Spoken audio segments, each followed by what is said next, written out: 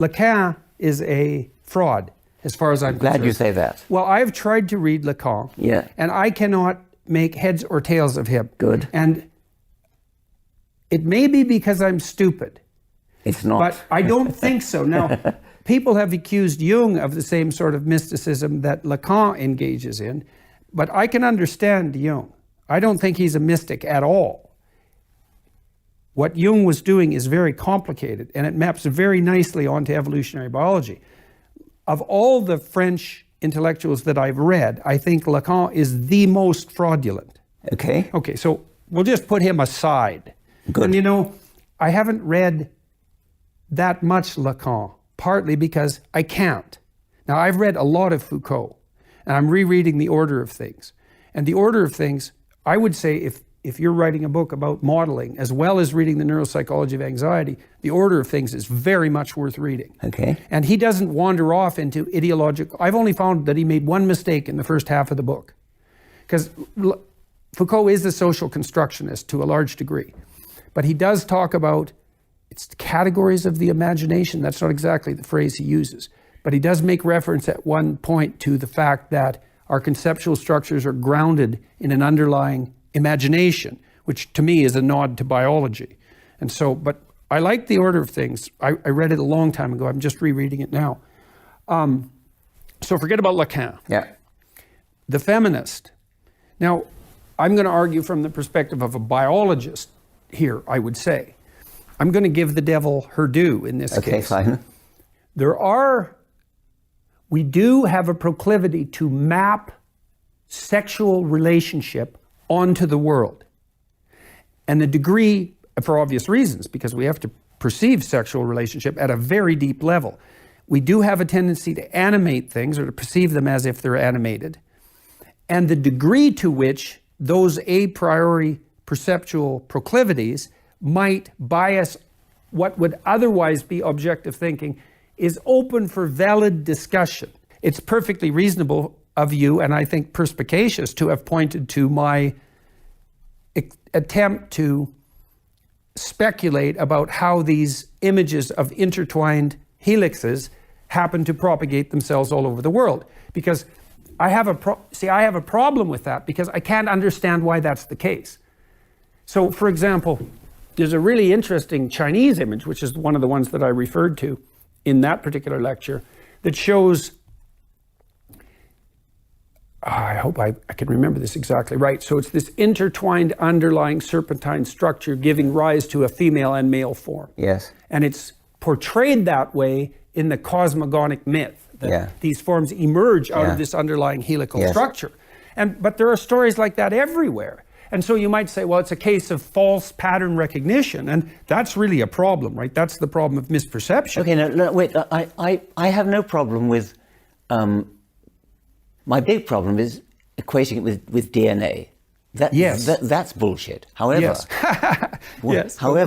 what might be interesting would be a commonality between myths all around the world, and then anthropologists argue about whether this is because of cross-infection of ideas or whether there's something Jungian about the... Right.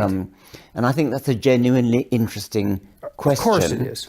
And it Most of the affective neuroscientists that I've met, the good ones, are tilted pretty hard towards the biological primitive argument, that there are forms of perception. Yes. Well, color is one of them. Well, I think that's interesting. And of course, the coincidence of an image or a statue in this part of the world and that part of the world, you should think about how improbable it is that two people might have hit upon the same design. I mean, the idea of a snake spiraling around each other, it's not that difficult to think of. It wouldn't be ridiculously improbable that two tribes on opposite sides of the world would independently come upon that.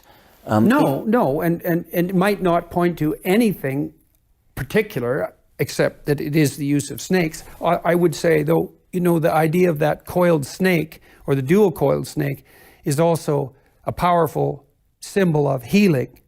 And so that's partly why it's used as the symbol for physicians. Yes, exactly. And so, and there is the idea that's part and parcel of that, and this would be, let's say, separate from the DNA idea. And the snakes shed their skin and they're reborn. And so that's part of the reason why they're symbols of like a phoenix. Transformation. Exactly. And that notion of death and regeneration is obviously central to the idea of healing. And so that's another explanation for the use of the snake. Okay, so I'm interested in the improbability of coincidence in this case. Now, if, say, people in Scandinavia and people in the Amazonian jungle had independently developed an alphabet, which was the same alphabet, now that would be impressive. I mean, that would be, right. Well, my goodness. Yes. Well, but it's also equally impressive that separated people did develop alphabets. Yeah, but not the same alphabet. No, I know they didn't use, but there's a level at which it's the same, right? Because they are alphabetic and they are the use of written forms to represent sounds. Well, that's a sensible thing to have, and it is such a good idea that it wouldn't be improbable that two tribes would have the same idea. That's true, but it gets complicated too. Well, it gets complicated in the context of this argument, because one of the debates that Foucault had that was famous was a debate with Chomsky. Yes. And Foucault, of course, is a radical social constructionist, except when he isn't, now and then, right? And I'm not being smart about that. The Order of Things is quite a careful book. But Chomsky was laying out a more archetypal argument in some sense, and Chomsky thinks that there is something like an underlying language grammar, and so the fact that an alphabetic structure might be discovered by two separate peoples would be partly a reflective of an underlying biological commonality. Yes. And so it is very difficult to draw a border between these. And I would also say, I agree with you completely that associative thinking of the kind that you just read to me can go far astray. What that is false pattern recognition.